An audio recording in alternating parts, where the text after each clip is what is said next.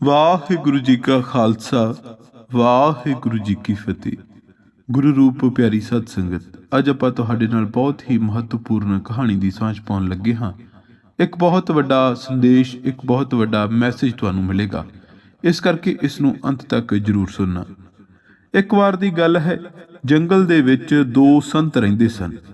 ਬਹੁਤ ਰਿੱਧੀਆਂ ਸਿੱਧੀਆਂ ਦੇ ਮਾਲਕ ਸਨ, ਪ੍ਰਮਾਤਮਾ ਦਾ ਨਾਮ ਜਪਦੇ ਸਨ, ਪ੍ਰਮਾਤਮਾ ਦਾ ਭੈ ਰੱਖਣ ਵਾਲੇ ਸਨ।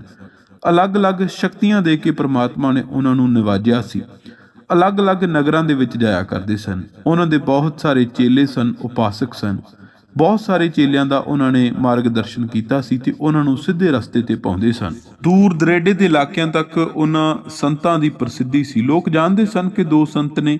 ਕਦੇ-ਕਦੇ ਉਹ ਨਗਰਾਂ ਦੇ ਵਿੱਚ ਇਕੱਠੇ ਵੀ ਚਲੇ ਜਾਇਆ ਕਰਦੇ ਸਨ। ਲੋਕ ਜਾਣੂ ਸਨ ਉਹਨਾਂ ਤੋਂ ਕਿ ਇਹਨਾਂ ਦੇ ਕੋਲੇ ਅਲੱਗ-ਅਲੱਗ ਕਿਸਮ ਦੀਆਂ ਸ਼ਕਤੀਆਂ ਨੇ ਤੇ ਜਿਸ ਦੇ ਸਿਰ ਤੇ ਹੱਥ ਰੱਖ ਦਿੰਦੇ ਨੇ ਉਸ ਦਾ ਬੇੜਾ ਤਰ ਜਾਂਦਾ ਹੈ। ਸੋ ਲੋਕਾਂ ਦੇ ਵਿੱਚ ਉਹਨਾਂ ਦੀ ਬਹੁਤ ਇੱਜ਼ਤ ਸੀ। ਲੋਕ ਸਨਮਾਨ ਕਰਿਆ ਕਰਦੇ ਸਨ, ਜਿੱਥੇ ਵੀ ਜਾਇਆ ਕਰਦੇ ਸਨ ਖੂਬ ਸੇਵਾ ਕਰਿਆ ਕਰਦੇ ਸਨ। ਪਰ ਅਸਲ ਗੱਲ ਤਾਂ ਇਹ ਹੈ ਕਿ ਉਹ ਸੰਤ ਵੀ ਸਨ ਤਾਂ ਇਨਸਾਨ ਹੀ। ਕਿਤੇ ਨਾ ਕਿਤੇ ਇਨਸਾਨ ਦੇ ਮਨ ਵਿੱਚ ਕਈ ਵਾਰੀ ਵਕਾਰ ਆ ਜਾਂਦੇ ਨੇ।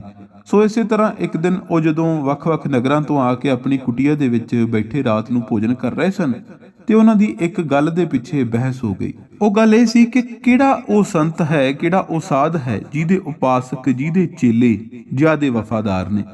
ਇੱਕ ਦੂਜੇ ਨੂੰ ਕਹਿ ਰਿਹਾ ਕਿ ਮੇਰੇ ਜ਼ਿਆਦੇ ਵਫਾਦਾਰ ਨੇ ਤੇ ਦੂਜਾ ਪਹਿਲੇ ਨੂੰ ਕਹਿੰਦਾ ਨਹੀਂ, ਮੇਰੇ ਜ਼ਿਆਦਾ ਵਫਾਦਾਰ ਨੇ। ਕੁਝ ਵੀ ਹੋ ਜਾਵੇ ਉਹ ਮੈਨੂੰ ਮੰਨਣਾ ਨਹੀਂ ਛੱਡਣਗੇ। ਇਸੇ ਤਰੀਕੇ ਨਾਲ ਬਹਿਸ ਵੱਧਦੀ ਗਈ। ਸੋ ਆਖਰ ਉਹਨਾਂ ਨੇ ਇੱਕ ਸਿੱਟਾ ਕੱਢਿਆ ਕਿ ਆਪਾਂ ਇਸ ਤਰ੍ਹਾਂ ਕਰਦੇ ਹਾਂ, ਪਹਿਲਾਂ ਤੁਸੀਂ ਇੱਕ ਪਿੰਡ ਦੇ ਵਿੱਚ ਚਲੇ ਜਾਓ, ਉੱਥੇ ਜਾ ਕੇ ਆਪਣੀਆਂ ਸ਼ਕਤੀਆਂ ਉਹਨਾਂ ਨੂੰ ਦੇ ਦਿਓ ਤੇ ਬਾਅਦ ਵਿੱਚ ਮੈਂ ਚਲਾ ਜਾਵਾਂਗਾ, ਮੈਂ ਜਾ ਕੇ ਆਪਣੀਆਂ ਸ਼ਕਤੀਆਂ ਉਹਨਾਂ ਨੂੰ ਦੇ ਦਿਆਂਗੇ। ਤੇ ਜਿਹੜੇ ਅੰਤ ਵੇਲੇ ਤੱਕ ਇੱਕ ਬੰਦੇ ਦੇ ਨਾਲ ਰਹੇ ਤੇ ਮੰਨਿਆ ਜਾਵੇਗਾ ਉਹ ਵੱਧ ਵਫਾਦਾਰ ਨੇ, ਤੇ ਜਿਨ੍ਹਾਂ ਨੇ ਇੱਕ ਦਾ ਪੱਲਾ ਛੱਡ ਦਿੱਤਾ ਤੇ ਪਤਾ ਲੱਗ ਜਾਵੇਗਾ ਕਿ ਉਹਦੇ ਚੇਲੇ, ਉਹਦੇ ਉਪਾਸਕ ਵਫਾਦਾਰ ਨਹੀਂ ਹਨ। ਸੋ ਪਹਿਲਾ ਸੰਤ ਨਗਰ ਵਿੱਚ ਜਾ ਕੇ ਬੈਠ ਗਿਆ। ਨਗਰ ਦੇ ਵਿੱਚ ਸ਼ਾਮ ਦਾ ਵੇਲਾ ਸੀ, ਠੰਡ ਪੈ ਰਹੀ ਸੀ। ਸੋ ਉਹ ਇੱਕ ਸੇਠ ਦੀ ਦੁਕਾਨ ਦੇ ਬਾਹਰ ਗਿਆ। ਸੇਠ ਨੂੰ ਜਾ ਕੇ ਕਹਿੰਦਾ ਕਿ ਸੇਠ ਜੀ, ਮੈਂ ਸੰਤ ਹਾਂ। ਤਾਂ ਸੇਠ ਜੀ ਨੇ ਕਿਹਾ ਕਿ ਹਾਂਜੀ, ਮੈਂ ਤੁਹਾਨੂੰ ਜਾਣਦਾ ਹਾਂ, ਆਓ ਤੁਸੀਂ ਮੇਰੇ ਘਰ ਚੱਲੋ, ਸ਼ਾਮ ਦਾ ਵੇਲਾ ਹੋ ਗਿਆ ਹੈ, ਤੁਹਾਡੇ ਘਰ ਜਾਣ ਦਾ ਇਸ ਵੇਲੇ ਸਹੀ ਸਮਾਂ ਨਹੀਂ ਹੈ। ਜੇਕਰ ਤੁਹਾਡਾ ਵਿਚਾਰ ਹੈ ਕਿ ਤੁਸੀਂ ਹੁਣ ਕੁਟੀਆ ਵੱਲ ਚਲੇ ਜਾਵੋਗੇ, ਉਧਰ ਨੂੰ ਕੂਚ ਕਰ ਜਾਵੋਗੇ, ਤਾਂ ਇਹ ਸਮਾਂ ਹੁਣ ਠੀਕ ਨਹੀਂ ਹੈ। ਅੱਜ ਤੁਸੀਂ ਮੈਨੂੰ ਸੇਵਾ ਦਾ ਮੌਕਾ ਦਿਓ, ਅੱਜ ਤੁਸੀਂ ਮੇਰੇ ਨਾਲ ਮੇਰੀ ਹਵੇਲੀ ਚੱਲੋ। ਤਾਂ ਅੱਗੋਂ ਸੰਤ ਜੀ ਉੱਤਰ ਦਿੰਦੇ ਨੇ ਕਿ ਨਹੀਂ ਭਾਈ, ਹੁਣ ਮੈਂ ਕੁਟੀਆ ਨਹੀਂ ਜਾਣਾ, ਹੁਣ ਤੁਸੀਂ ਮੈਨੂੰ ਥੋੜੇ ਲੰਮੇ ਸਮੇਂ ਲਈ ਆਪਣੇ ਕੋਲ ਰੱਖੋ। ਉਹ ਕਹਿੰਦੇ ਠੀਕ ਹੈ। ਉਹ ਸੇਠ ਆਪਣੇ ਘਰ ਲੈ ਗਏ ਸੰਤ ਜੀ ਨੂੰ। ਸੰਤ ਜੀ ਜਾ ਕੇ ਰਹਿਣ ਲੱਗੇ। ਸੰਤ ਜੀ ਉਹਨਾਂ ਨੂੰ ਹਮੇਸ਼ਾ ਚੰਗਿਆਈ ਦਾ ਪਾਠ ਪੜਾਉਂਦੇ। ਇਲਾਕੇ ਦੇ ਵਿੱਚ ਗੱਲ ਮੰਨੀ ਜਾਂਦੀ ਸੀ ਕਿ ਸੰਤ ਜੀ ਜਿਸ ਘਰ ਵਿੱਚ ਚਲੇ ਜਾਂਦੇ ਨੇ ਉਸ ਘਰ ਦੇ ਲੋਕ ਵੱਧ ਮਿਹਨਤ ਕਰਨ ਲੱਗ ਪੈਂਦੇ ਨੇ। ਉਸ ਘਰ ਦੇ ਵਿੱਚ ਰਿਜ਼ਕ ਵੱਧ ਆਉਣ ਲੱਗ ਪੈਂਦਾ ਹੈ, ਉਸ ਘਰ ਨੂੰ ਚਾਰ ਚੰਨ ਲੱਗ ਪੈਂਦੇ ਨੇ। ਇਸੇ ਤਰ੍ਹਾਂ ਹੁੰਦਾ ਰਿਹਾ। ਸੰਤ ਜੀ ਦੀ ਹਰ ਰੋਜ਼ ਕਿਸੇ ਨਾ ਕਿਸੇ ਪਾਸਿਓਂ ਮੰਗ ਆ ਜਾਇਆ ਕਰਨੀ ਕਿ ਸੇਠ ਜੀ, ਅੱਜ ਦੀ ਰਾਤ ਸੰਤ ਜੀ ਦੀ ਸੇਵਾ ਅਸੀਂ ਕਰਨੀ ਹੈ। ਸੋ ਇੱਕ ਮਹੀਨਾ ਬੀਤ ਗਿਆ। ਸੰਤ ਜੀ ਜਿਸ ਦੇ ਵੀ ਘਰ ਰਹਿੰਦੇ, ਅਗਲੇ ਦਿਨ ਉਹ ਸੇਠ ਦੇ ਘਰ ਆ ਜਾਇਆ ਕਰਦੇ। ਸੇਠ ਦੇ ਘਰ ਨੂੰ ਵਾਕਈ ਚਾਰ ਚੰਦ ਲੱਗ ਗਏ। ਕਿਤੇ ਜ਼ਿਆਦਾ ਸੇਠ ਦੀ ਮਿਹਨਤ ਹੋਈ। ਸੇਠ ਦੇ ਸਾਰੇ ਪਰਿਵਾਰ ਨੇ ਵੱਧ ਮਿਹਨਤ ਕਰਨੀ ਸ਼ੁਰੂ ਕੀਤੀ ਤੇ ਉਸ ਦਾ ਘਰ ਜਿਵੇਂ ਪੈਸਿਆਂ ਨਾਲ ਭਰ ਗਿਆ ਹੋਵੇ। ਹੁਣ ਇੱਕ ਮਹੀਨੇ ਉਪਰੰਤ ਦੂਜੇ ਸੰਤ ਨੇ ਵੀ ਪਿੰਡ ਵਿੱਚ ਆਉਣਾ ਸੀ, ਨਗਰ ਵਿੱਚ ਆਉਣਾ ਸੀ। ਹੁਣ ਦੂਜੇ ਸੰਤ ਜਦੋਂ ਨਗਰ ਦੇ ਵਿੱਚ ਆਏ, ਕਿਉਂਕਿ ਉਹ ਵੱਖਰੀ ਕਿਸਮ ਦੀਆਂ ਰਿੱਧੀਆਂ ਸਿੱਧੀਆਂ ਦੇ ਮਾਲਕ ਸਨ, ਤਾਂ ਉਹ ਵੀ ਉਸੇ ਸੇਠ ਦੀ ਦੁਕਾਨ ਦੇ ਬਾਹਰ ਚਲੇ ਗਏ ਜਿੱਥੇ ਪਹਿਲੇ ਸੰਤਾਂ ਨੇ ਆਪਣਾ ਡੇਰਾ ਜਮਾਇਆ ਹੋਇਆ ਸੀ, ਜਿਸ ਸੇਠ ਦੇ ਘਰੇ।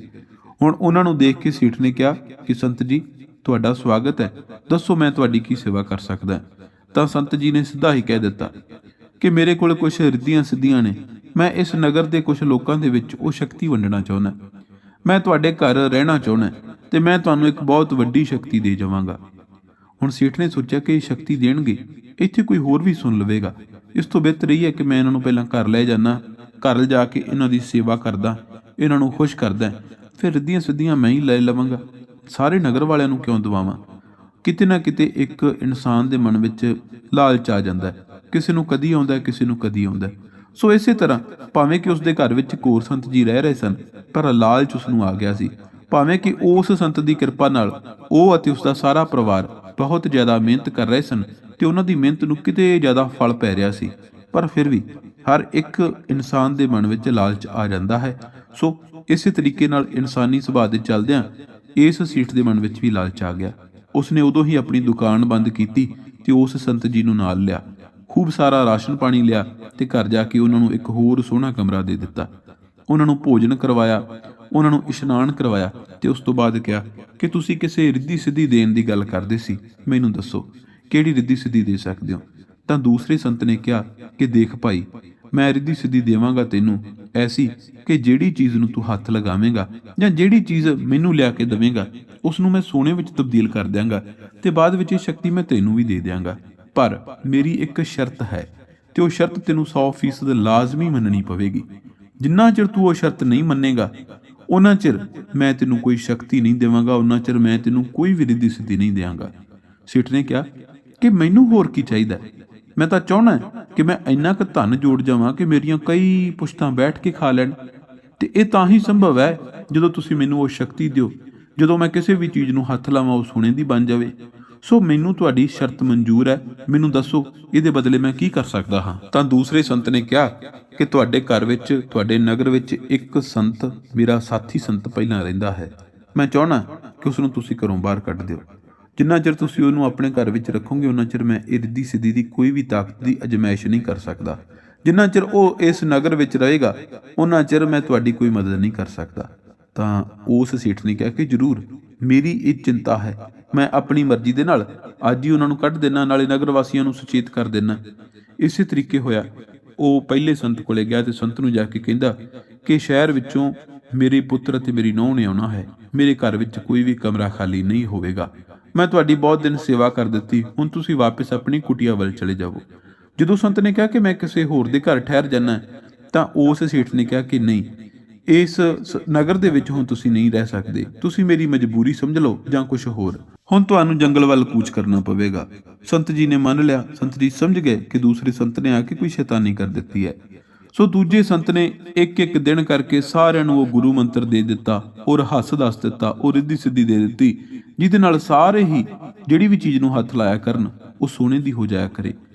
ਪਹਿਲੇ ਸੰਤ ਨੇ ਜਿੱਥੇ ਸਾਰਿਆਂ ਨੂੰ ਮਿਹਨਤ ਦੀ ਆਦਤ ਪਾਈ ਸੀ, ਦੂਜੇ ਨੇ ਆਦਤ ਵਿਹਲੇ ਰਹਿਣ ਦੀ ਪਾ ਦਿੱਤੀ। ਹਰ ਇੱਕ ਇਨਸਾਨ ਨੂੰ ਵਾਧੂ ਸੋਨਾ ਮਿਲ ਰਿਹਾ ਹੈ ਤੇ ਕਿਸ ਦਾ ਮਨ ਕਰੇਗਾ ਕਿ ਮੈਂ ਕੰਮ ਕਰਾਂ। ਲੋਕਾਂ ਦੇ ਕੋਲੇ ਧਨ ਆਮ ਹੋ ਗਿਆ, ਲੋਕ ਨਸ਼ੇ ਪੱਤੇ ਖਾਣ ਲੱਗ ਪਏ, ਸ਼ਰਾਬਾਂ ਪੀਣ ਲੱਗ ਪਏ, ਕਬਾਬ ਵੱਲ ਉਹਨਾਂ ਦਾ ਧਿਆਨ ਹੋ ਗਿਆ, ਮਾੜੀਆਂ ਆਦਤਾਂ, ਮਾੜੇ ਰਸ ਪਾਲ ਲਏ। ਦੇਖਦਿਆਂ ਹੀ ਦੇਖਦਿਆਂ ਨਗਰ ਦਾ ਬੇੜਾ ਗਰਕ ਹੋ ਗਿਆ। ਫਿਰ ਪਹਿਲੇ ਸੰਤ ਜੀ ਦੁਬਾਰਾ ਨਗਰ ਦੇ ਵਿੱਚ ਆਏ, ਨਗਰ ਵਾਸੀਆਂ ਨੂੰ ਇਕੱਠਿਆਂ ਕੀਤਾ, ਦੂਜੇ ਸੰਤ ਦੇ ਨਾਲ ਬੈਠ ਕੇ ਸਭਾ ਬੁਲਾਈ ਤੇ ਫਿਰ ਦੱਸਿਆ ਕਿ ਦੇਖੋ ਇਹ ਫਰਕ ਹੁੰਦਾ, ਅਸੀਂ ਅਸਲ ਦੇ ਵਿੱਚ ਸ਼ਰਤ ਲਾਈ ਸੀ ਕਿ ਦੇਖਦੇ ਹਾਂ ਕਿਹਦੇ ਉਪਾਸਕ ਜ਼ਿਆਦਾ ਸੱਚੇ ਨੇ, ਕਿਹਦੇ ਉਪਾਸਕ ਜ਼ਿਆਦਾ ਵਫਾਦਾਰ ਨੇ। ਠੀਕ ਹੈ, ਇਹਦੇ ਜ਼ਿਆਦਾ ਵਫਾਦਾਰ ਨਿਕਲੇ, ਲੋਕਾਂ ਨੇ ਇਹਦੀ ਸੇਵਾ ਕਰਨੀ ਚਾਹੀ, ਪਰ ਇਹਦੇ ਪਿੱਛੇ ਇੱਕ ਲਾਲਚ ਸੀ। ਲੋਕਾਂ ਨੇ ਮੇਰੀ ਸੇਵਾ ਕੀਤੀ ਤੇ ਮੈਂ ਉਹਨਾਂ ਨੂੰ ਹਮੇਸ਼ਾ ਮਿਹਨਤ ਦਾ, ਹਮੇਸ਼ਾ ਪਰਿਸ਼ਰਮ ਦਾ ਪਾਠ ਪੜਾਇਆ ਤੇ ਇਹਦੀ ਸੇਵਾ ਕੀਤੀ। ਇਹਦੇ ਵਫਾਦਾਰ ਉਪਾਸਕਾਂ ਨੇ ਤੇ ਇਹਨੇ ਪਾਠ ਪੜਾ ਦਿੱਤਾ ਵਿਹਲੇ ਰਹਿਣ ਦਾ, ਲੋਕਾਂ ਨੂੰ ਵਿਹਲੇ ਰਹਿ ਕੇ ਖਾਣ ਦਾ, ਲੋਕਾਂ ਨੂੰ ਤਰੀਕਾ ਦੱਸ ਦਿੱਤਾ ਕਿ ਅੰਨ੍ਹੇਵਾਹ ਧਨ ਕਿੱਥੋਂ ਆਵੇਗਾ। ਸੋ ਜਦੋਂ ਸਾਨੂੰ ਆਦਤ ਪੈ ਗਈ ਅੰਨ੍ਹੇਵਾਹ ਪੈਸੇ ਦੇ ਪਿੱਛੇ ਭੱਜਣ ਦੀ, ਉਦੋਂ ਸਾਡਾ ਨੁਕਸਾਨ ਹੋਣਾ ਹੀ ਹੋਣਾ। ਤੇ ਜੇਕਰ ਅਸੀਂ ਆਦਤ ਪਾਈ ਹੋਈ ਹੈ ਮਿਹਨਤ ਕਰਨ ਦੀ, ਹੱਡ ਭੰਨ ਕੇ ਕਮਾਈ ਕਰਨ ਦੀ ਆਦਤ ਹੋਈ, ਫਿਰ ਸਾਡਾ ਭਲਾ ਹੋਵੇਗਾ, ਸਾਡਾ ਫਾਇਦਾ ਹੋਵੇਗਾ। ਸੋ ਇਸ ਕਹਾਣੀ ਦੇ ਰਾਹੀਂ ਕਹਾਣੀਕਾਰ ਦੱਸਣਾ ਚਾਹੁੰਦਾ ਹੈ ਕਿ ਕਦੇ ਵੀ ਜ਼ਿੰਦਗੀ ਦੇ ਵਿੱਚ ਸ਼ਾਰਟਕਟ ਨਾ ਮਾਰੀਏ। ਹਮੇਸ਼ਾ ਜੇ ਕਾਮਯਾਬ ਹੋਣਾ ਹੈ ਤੇ ਮਨ ਵਿੱਚ ਇੱਕੋ ਗੱਲ ਹੋਵੇ ਕਿ ਕਾਮਯਾਬੀ ਦਾ ਮੰਤਰ ਮਿਹਨਤ ਹੈ। ਮਿਹਨਤ ਕਰਕੇ ਜਿਹੜੀ ਕਾਮਯਾਬੀ ਲਈ ਹੈ ਉਹ ਚਿਰਸਥਾਈ ਰਹੇਗੀ, ਤੇ ਜਿਹੜੀ ਬਹੁਤ ਥੋੜੇ ਸਮੇਂ ਦੇ ਵਿੱਚ ਜਾਂ ਕਿਸੇ ਪੁੱਠੇ ਸਿੱਧੇ ਹੱਥਕੰਡੇ ਅਪਣਾ ਕੇ ਲਈ ਹੈ ਉਹ ਕਿਤੇ ਨਾ ਕਿਤੇ ਸਾਡਾ ਨੁਕਸਾਨ ਜ਼ਰੂਰ ਕਰੇਗੀ।